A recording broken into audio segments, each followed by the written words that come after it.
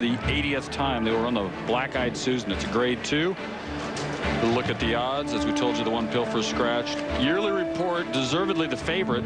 1-2 on this board. And there's value all over the place if you like the others. And there's huge value on the one that Janine would like to talk about, the virginal Native Annie. Well, Mike Stidham trains this filly. He's based at Arlington Park in Texas, and she is a Texas bred, and he trained her sire, Manzotti, to a win in the John B. Campbell Handicap right here at Pimlico some 17 years ago. And Mike says this filly is a lot like him. She wants to go 2 turns. She settles better behind horses, and he says she should get the perfect setup today with lots of speed in the race. And he knows the family well. He says she should run a nice race today. And the loss there was on that crazy, silly day, Randy, remember, at Turf Paradise, where Bailey and Zito didn't much like that when Birdstone fell out. Who do you like going to the front here? I think you need to watch for Yearly Report and also Pawnee Princess. They're the 2 logical speed horses. It'll be interesting to see if they actually hook up on the front end. Dave Rodman's going to make the call. Let's go over to him. I guess I circled him here for a minute or two, maybe to let the rest of the state of California wager on Yearly Report. The Calbred was 1-2, and now at 3-5 as she's in the gate, and just 2 more to load.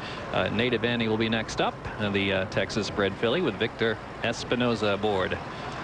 Texas bred Native Annie stepping up, and last one in will be Minifique, and she's in. All set. Native Annie restless, settling. Trying to settle down Native Annie.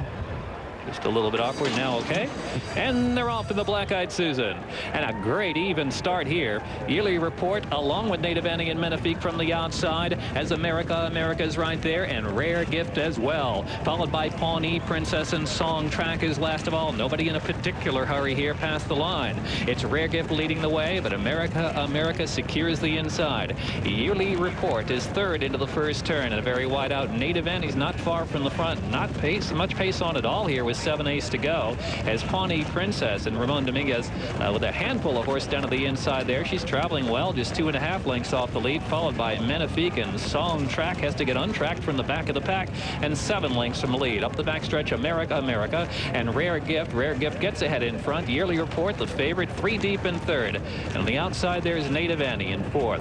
And Pawnee Princess still nice and relaxed there, just 2.5 lengths off the lead. The opening quarter, 25 1/2, picked up a little bit, 49 3/5 of a second, and the 2 in the back have a lot of running to do. Minifique toward the tail, and Song Track as well. So it's Rare Gift and America. Yearly Report followed by Native Annie, who's racing deep out around the turn.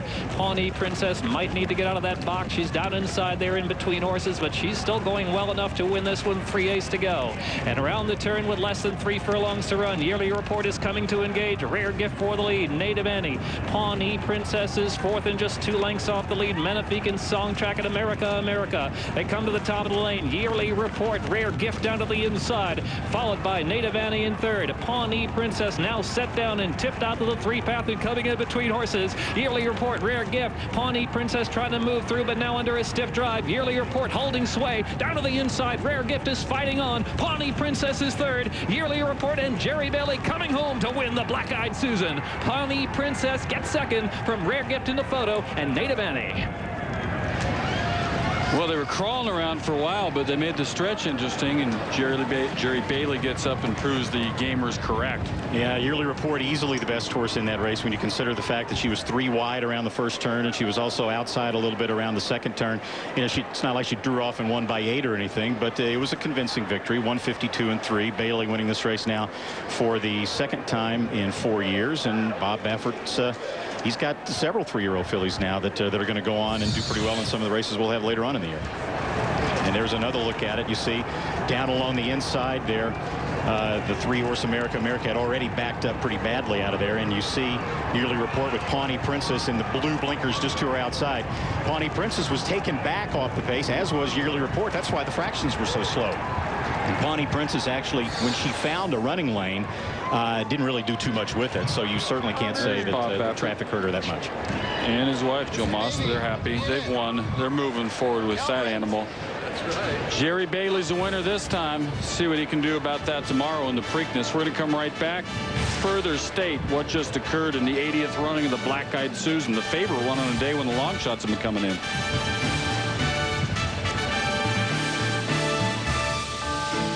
Back here at Pimlico, Jerry Bailey up on the winner. His second Black Eyed Susan win is in 2002 on Shamroos, and Baffert's been all over this race lately too. Yeah, of course he had Silver Bull a day at 1-10, who won this race in '99. Last year he had another heavy favorite, didn't turn out so well. Santa Catarina was 4-5, but in a sea of slop she wound up finishing third. So we saw the 2 thumbs up from Baffert. He's glad to be back in the winner's circle here. And of course Bailey was going to ride for Baffert in the Kentucky Derby on Wimbledon, and that fell through due to a minor injury, but now he's back in the saddle here on Yearly Report. Look in the blue and white cap, blue blinkers. That's Pawnee Princess looking for room, but she was being asked earlier and she wasn't really able to keep up at that point with Yearly Report. Now she's got plenty of time to run down Yearly Report if she's good enough, but she just wasn't. And another note about how slow the track is: the running time 1:52.3, the slowest 1 1/8 running time of the Black Eyed Susan since 1937, the year of War Admiral. There they are. We see these two together often. Yearly Report coming back at 1-2 when they closed out the betting, and they did delay this. Maybe it was for some extra dough, but who knows? It was a good stretch drive. Even if they were crawling around to begin with, there were several in contention to the wire. Yearly Report paying $3 even. Small prices, $2.10 on the back end there, and a minuscule exacta of $8. And America running for 2 now. Didn't do too well. Eating for 2 also. Eating for 2. Didn't do too well there, as expected. The familiar silks there that Jerry Bailey was wearing of the Golden Eagle Farm. Of course, John Mabee, the owner of Golden Eagle, died April of 2002. He and his wife Betty had been in the business for 50 years. She's still running the show. They had Best Pal, among other really good horses, and it's nice to see them back in the big race and winning. Mom finished last. She needs to take some rest here. All right, let's get down with a little Preakness update. Quint Kesnick is all over that. Kenny Mayne, Mark Hennig, trainer of Eddington, with me right now. You got a great endorsement from Jerry Bailey, who's really chose to ride your horse if your horse had gotten into the Kentucky Derby. Why does Jerry love Eddington? Well, I think he was really fond of him early on. He got on him one morning at Gulfstream and worked him and really liked him. And even after he got beat in the first maiden race at Gulfstream, he came back and said, Mark, we don't have the luxury of waiting around for him to learn it all. We're going to have to help him along and put some blinkers on him. And so we did that, and he's just shown the utmost confidence all along, which is a great compliment to the horse. This week when we talked, you talked about lung capacity and cruising speed. What does that mean?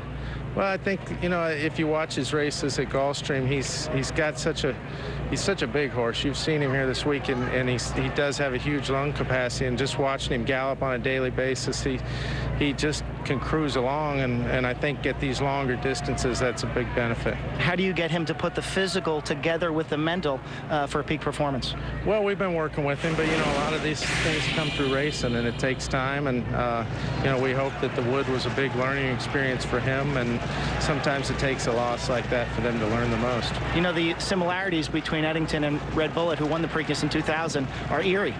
Yeah, that's what I've been told, but we'll take the same result if that happens. Mark Hennig, trainer of Eddington. Jerry Bailey will be in the saddle tomorrow afternoon. Well, we're going to just go right back down and find out who he liked in this race. It was the winner. See if Bailey can go back-to-back. It's not the official double, though, of course. It's the Pimlico special to the Preakness, which is the gaming double. Janine has some winner reviews, which is far better than having loser interviews. That's for sure. I'm here with Jerry Bailey and Bob Baffert. Of course, thrilled to be in the winner's circle with this filly. Very, very talented, but looked like she had to work for it today.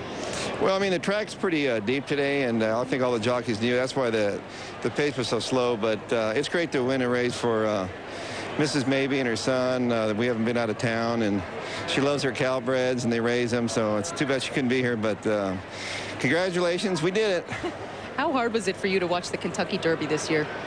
Actually, I got a little nervous. Jill and we got a little nervous when we went in the gate because we watched it with Christian Mulhall in a room there, but it's still exciting to watch for me. I really enjoy all the classics are exciting, and that's what makes our sport so great, and so the rest of the year sort of quiet, so it's good to be here. This is my Preakness today. And you are preaching at the bar tomorrow, so we'll wish you good luck. Jerry, the filly had to work hard, and you said you had to work hard. You were blowing. What's up with the racetrack? Well, it's got enough water, which is usually the sign that it's too slow, is not enough water, but it's got enough water. It's just a lot of soil on it right now, and they probably need to take a little bit off. I mean, they don't need to go crazy, but it's tiring, and every rider in the race is pretty astute, and they knew nothing held in front all day long, so everybody was biding their time, and it was an exceptionally slow first part. We just talked to Mark Hennig back at the barn area about Ennington, a horse that you and he are both very confident about, highly regarded. What does he have to prove tomorrow? Well, he's got to improve. I mean, he's got to step up his talent level tomorrow, which he's capable of doing. Mentally, if he's ready, he can outrun these horses. I don't know if he needs the race or not, but he's certainly got the tools. Okay, well, we'll wish you good luck, but congratulations. One down. Yearly Report takes the Black Eyed Susan. Reese, Kenny?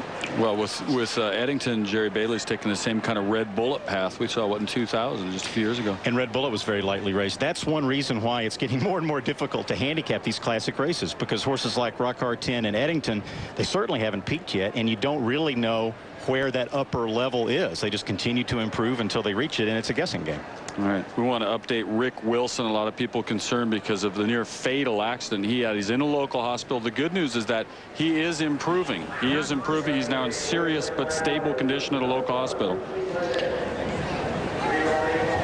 His wife Jean also pointed out that she wanted to thank everyone for all the flowers and the well wishes, but he is improving. That's the big news. All right, stay around. We got update news on the Preakness next.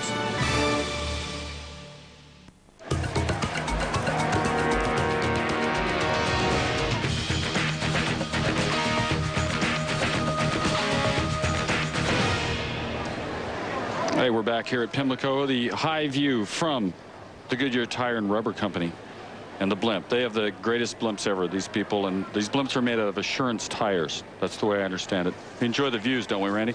In fact, be watching. Pretty much just leave the television set on, because over on ESPN2, 6 o'clock tonight, we have handicapping the Preakness. You're going to want to watch that. If you have any clue how to bet it on Saturday, then wake up and eat breakfast with us on ESPN2, 9 a.m. Eastern. Today at the Preakness, ESPN2 at noon, and then we'll get things going toward the actual race, 2 o'clock Eastern on ESPN. Our good friends at NBC have coverage of the 129th Preakness Stakes. Hank Goldberg has joined the fray now, involved in the handicapping show too. I'm sure you gave out some solid advice. There are these things called sheets. Not everybody knows what that means. They're just sheets of paper lying around at the track. People pick them up and glean pick them up for about $48 a rattle. But Len Ragusin and Jerry Brown produce what they call the sheets, and they give numbers to horses, and the lowest number is the best performance. For example, I understand that Smarty Jones had a 0 his last race, which is about as well as you can do. And there's a bounce theory that the sheets have developed that, by the way, a lot of trainers like Bobby Frankel follows this, avidly and looks for this situation. And they've been thinking for a couple of races now that Smarty Jones is going to bounce. He's had 3 real good numbers in a row. And so he is now, they say, one of them says, about as good a go against as you'll ever find. Bouncing meaning just one. Not going to perform big like regression. He did. Right, exactly. Are you buying the sheets? Not No, with your own money, but are you buying what them. they just said? You have to stay tuned 6 o'clock.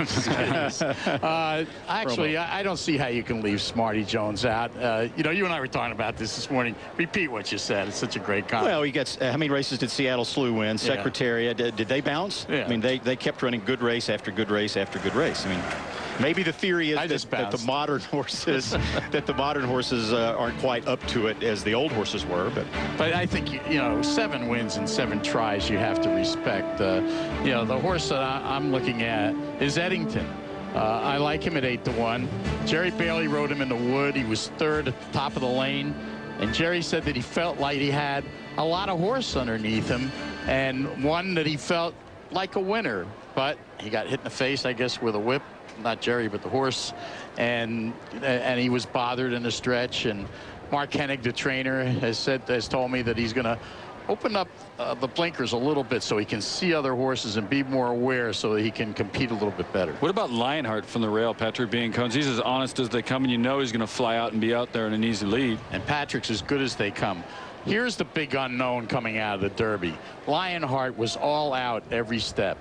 what does he have left 2 weeks later? That's a big question to me. He may be the horse to bounce, although I respect Patrick so much. I know he'll have him ready, and he's going to be on a lead. The question is how far he can go. And that's really the unknown about the Derby. It was such a terrible racetrack that day because of that monsoon that hit it. And so you don't know how for example, Borrego. Borrego did not run a step. He was my Derby horse, remember? He didn't run a step there, and he just couldn't handle that surface. He's been training great since. Will he come back today? Those are the types of questions that make the race so interesting. All right, Hank's on the also eligible list to cover the Pimlico Special, which is coming up presently now. This one, kind of sad for everyone here who loves the game from last year. Funny Side just doesn't like the heat. His trainer wouldn't bring him down Barclay Tag, but the history of this thing is magnificent, Randy. I mean, just look at the list. 14 horses of the year, including last year, Mineshaft. The only reason we haven't had any more than 4 Triple Crown winners run in this race is that when the Seattle Slew and Affirmed were running in 77 and 78, they didn't run the Pimlico Special. There was a hiatus between 1958 and 1988, where some of those numbers would be even higher. All right, let's meet these animals one by one. They go a mile and 3/16 today, same distance as tomorrow's race. Midway Road, something's odd here. 92 buyer goes up to 123. It's the biggest buyer speed figure since Aptitude in the 2001 Jockey Club Gold Cup, but it was in the slot, as you can see there. Can he reproduce it on a fast track is the big question. Old Fonte run around this neighborhood a little bit, also down at Oaklawn Park in the grade 2 race there was second. Beaten only 2 lengths by Peace Rules in that race. Trainer Elliott Walden told me this morning the smart guys are going to bet on him. Are you smart here? No, I'm going to the next one. Evening Attire. Like the form is not, it doesn't have enough space to show when it hasn't run a triple-digit buyer. I'm really rooting for this horse to run a big race. I'm rooting for him to win, actually.